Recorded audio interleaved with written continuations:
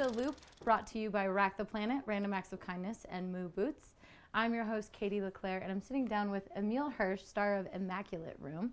How you doing, Emile? Good. How are you doing? Really good.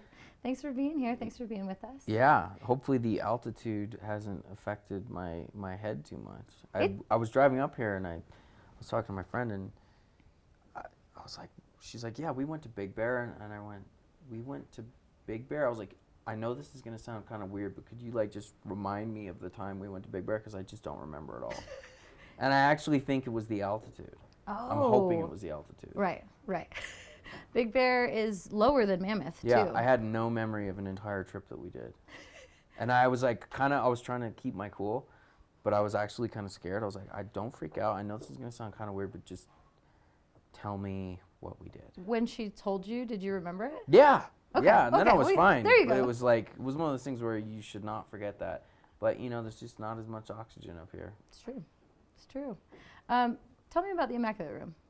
So the Immaculate Room is written and directed by Mukunda DeWill, who's a South African dude who is a really creative writer. He's a very soulful guy, and he I think he was like a monk for years, or so, like living in a monk organization. I don't know. I'm really probably bastardizing what he did, but it was something involving years of being a monk in some way.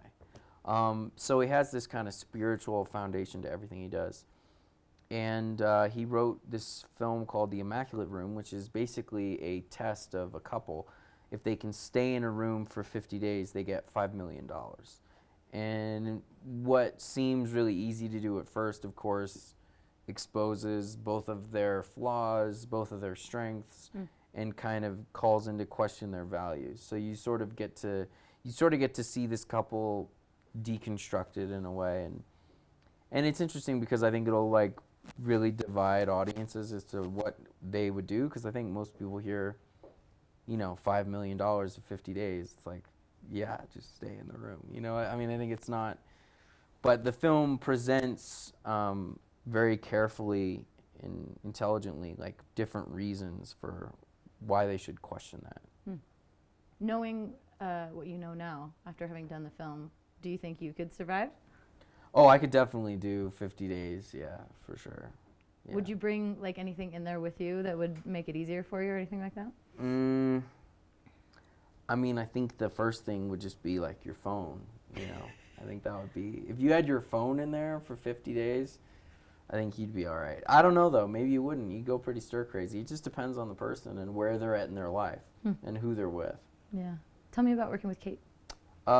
Working with Kate was amazing. We had worked together on another movie called Force of Nature, and we had a really great experience on that, which was actually, we shot that in Puerto Rico, and it was a hurricane movie. And in that movie, we were soaking wet every day, running around. There was a lot of action, and we were like drenched to the bone. And it was one of the more miserable working environments, just physically. So I had read the script, and I really liked it. And then at a certain point, I think I was talking to Kate, and the script came up, and I think that they had gone to her about it, and we were like, yeah, this would be awesome to do together. And we had such a good experience working together on Force of Nature that we were both really excited to do it, and we knew we were the right fit for that kind of thing, where it's two people in a room for this really intense shoot, and the film runs the gamut of emotions, and there's it's so much. It's a big undertaking as an actor to do a film like that, because it's literally just you and another actor, and one other actor as well, Ashley Greene. So we wanted to make sure that it was the right fit, but we already knew that it was, so it was awesome. And we had virtually because Kate and I were both working on different projects at the time. And I was in Guatemala. I was in Antigua, Guatemala, where this volcano was erupting every half hour. And oh my gosh. Yeah, I was scared out of my mind working on another movie. So I couldn't really do any work on the script at all. I mean, so early on in my career, Sean Penn called me and he's like, "Oh man, I really like your instincts. Just follow your instincts." And this film, I would say, almost more than any other, was, really Kate and I really, because we had zero prep time, I mean, I literally got off of a plane on Sunday, did a fitting, and then was shooting on a Monday from Guatemala. And I think because of that, one of the reasons why, you know, I really like the film a lot, and the performances have a very raw, honest feel, I think it's because it was a situation where Kate and I were relying on our instincts a lot. And I was trying to get back to that very intuitive, instinctual type of performance. And I had a lot of fun doing it. It was more challenging than other films just because there was so much every single day. Every day felt like a performance marathon.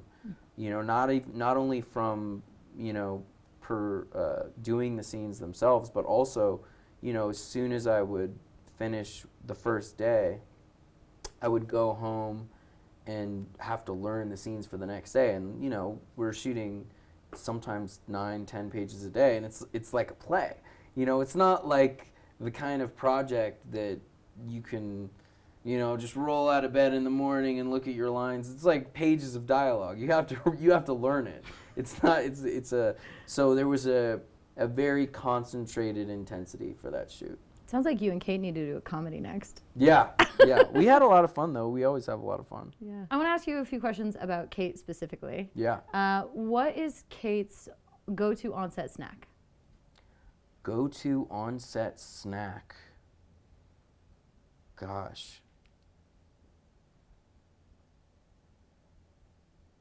I feel like we had these protein bars that were like these, I don't know, that might have been just my go-to on-set snack. I'm not sure, but I was obsessed with these protein bars. Those, I mean, to call them protein bars is probably kind of generous, because they're a snack. They Delicious. were more, yeah, they were like too much sugar to really be considered a protein bar. I think. What song always gets stuck in Kate's head? Oh man, always gets stuck in Kate's head. Well, I was gonna say that. I think, well, I make music on the side with this French dude called the Frenchman, or his name's Mathieu. And we actually, Kate and I shot a music video together when we were in Puerto Rico shooting Force of Nature for my song, and that Michael Polish directed, who directed Force of Nature. And we had a great time making the video. And yeah, Kate was kind of obsessed with that song for a while. You guys should have put it in the movie, like Butch Cassidy and Sundance Kid. Yeah, we should have. Talk to these rat bastard producers. I don't know. All right. Last one. What's Kate's favorite Tom Hanks movie? Favorite Tom Hanks movie? I mean, I'm gonna say Forrest Gump for sure. Okay. Just because it's so good, and I love that movie. And how could she not love that movie as much as I love it? If someone said a movie other than Forrest Gump with Tom Hanks for like the #1 go-to, I mean, Big is amazing though too. Big is so good. Saving Private Ryan. Saving Private Ryan. I love Saving Private Ryan. He's gonna go on. Yeah, but better than Big. Big's amazing. Big, yeah. The piano scene. Yeah. I don't play a piano like that. Why is it significant that Immaculate Room is at Mammoth Film Festival? Well, I think that Immaculate Room is a very small, particular movie. And so I think it's actually really cool that it was at Mammoth, because Mammoth is still growing. It's still gaining size as a festival. So it felt like a really nice pairing. You know, Immaculate Room, I feel like it needed a special home where it was going to get a lot of attention, and I sort of feel like that's the right fit with Mammoth. You know, Mammoth was stoked to make this the opening night movie and to get all of us here to promote it, and I felt like it feels like that's the right fit, as opposed to, you know, some huge film festival where a movie about 2 people in a little room can get, you know, overlooked. Yeah, perfect. Well, thank you so much, Emile. Yeah. I appreciate your time. Yeah, I can't believe I couldn't even remember like any of the 4 movies I've done since this thing. It's crazy. Okay. No, it's the altitude. It's the altitude. It's altitude. Yeah. I'm Katie Leclerc, and that's The Loop.